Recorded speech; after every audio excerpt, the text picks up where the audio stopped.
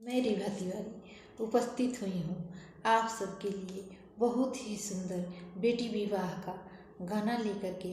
तो चलिए हम आप लोग को बहुत ही प्यारा सा बेटी का शादी का गाना सुनाते हैं। आप लोग मेरे चैनल को सपोर्ट कीजिए, सब्सक्राइब लाइक कमेंट करके बताइए कि मेरा गाना आप लोग को कैसा लगता है। तो चलिए हम आप लोग को गाना सुनाते हैं। आमों से मीठी महुइया ये बाबाया, आमों से मीठी महुइया ए बाबा, आहे बाबा महुआनी लागी गईले सजन लोगवा घेरी ओइले, आहे बाबा महुआनी लागी गईले कोच सजन लोगवा घेरी ओइले। कोठा के ऊपर कोठरिया ए पापा, कोठा के ऊपर कोठरिया ए पापा, आहे पापा काहे सुतिले नीरवे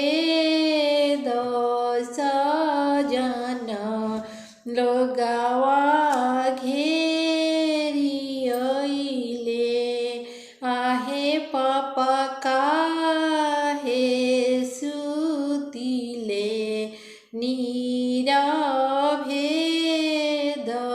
सजन लोगवा घेरी ओइले। कुछु सुतिले कुछु जागिले ये बेटी, कुछु सुतिले कुछु जागिले बेटी, आहे बेटी कुछु रे दहेजा वाके सोच सजन लोगवा घेरी ओइले, आहे बेटी कुछु रे दहेजा वाके सोच सजन लोगवा घेरी ओइले।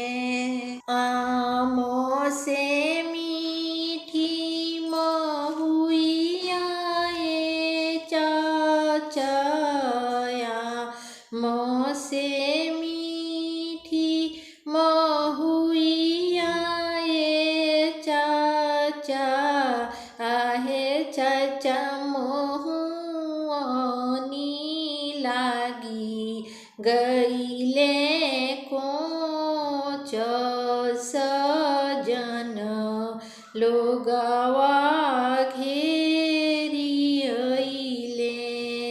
कोठा के ऊपर कोठरिया ए चाचा, कोठा के ऊपर कोठरिया ए चाचा, आहे चाचा काहे सुतिले नीरवे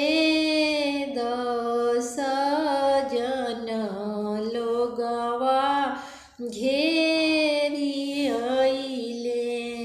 कुछु सुतिले कुछु जागिले बेटी, कुछु सुतिले कुछु जागिले बेटी,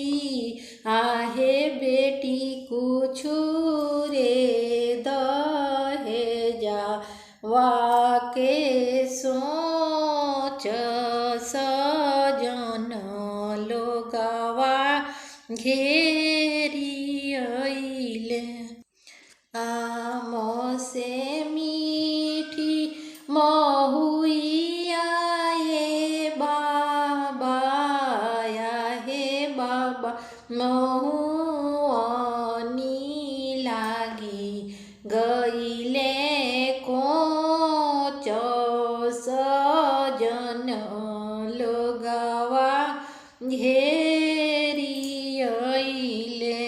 कोठा के ऊपरी कोठरिया ए भैया, कोठा के ऊपरी कोठरिया ए भैया, आहे भैया काहे सुतिले नीरभे सजन लोगवा घेरी अइले। कुछु सुतिले कुछु जा